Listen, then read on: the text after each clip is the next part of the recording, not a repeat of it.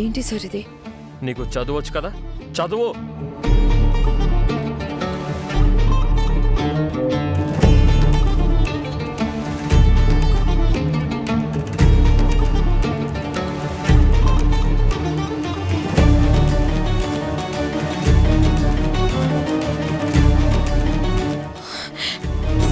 Sir, divorce పేపర్సా?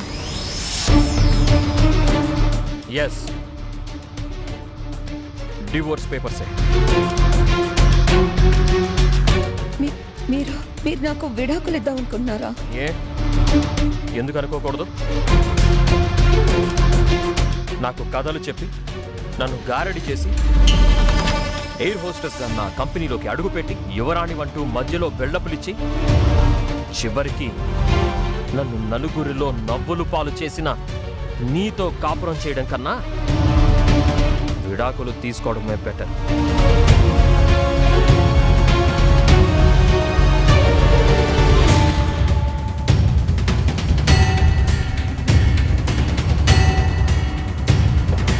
ఏంటా చూపు?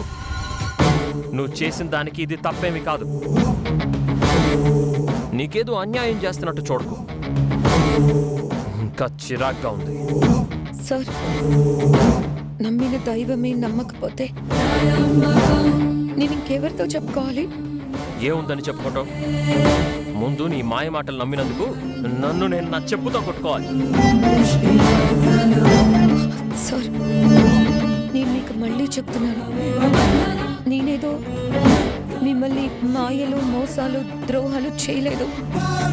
నేను యువరాణి నన్ను నిజమే చెప్పాను, అందులో అబద్ధం లేదు. ఇప్పుడు కాకపోయినా రేపైనా తెలిసేది అదే మీకు. అప్పటి వరకు ఇలాంటి నిర్ణయాలు తీసుకోకండి సార్. ఆవేశంలో అస్సలు తీసుకోవద్దు. మన జీవితాలకి మంచిది కాదు సార్. ఏది మంచో ఏది చెడో నీ నుంచి వినే స్థాయిలో ఇంకా నేను లేని రోజా. ఆ స్టేజ్ సంస్థానంలో నువ్వు యువరాణివి కాదని ప్రూవ్ అయినప్పుడే దాటిపోయింది. సార్, నేను యువరాణిని కాదు అని ఇప్పుడు ఇంకా పూర్తిగా ప్రూవ్ కాలేదు. అది నింద మాత్రమే అని నిరూపిస్తాను. నన్ను నమ్మండి సార్. ఈ ఆలోచన విరమించుకోండి. సరే, ఈ ఆలోచన విరమించుకోవడం జరగదు కానీ రోజా, నీకొక్క అవకాశం ఇస్తున్నాను. నెల రోజులు నీకు టైం ఇస్తున్నాను. ఈ నెల రోజుల్లో నువ్వు యువరాణివి అని నిరూపించుకుంటే సరే.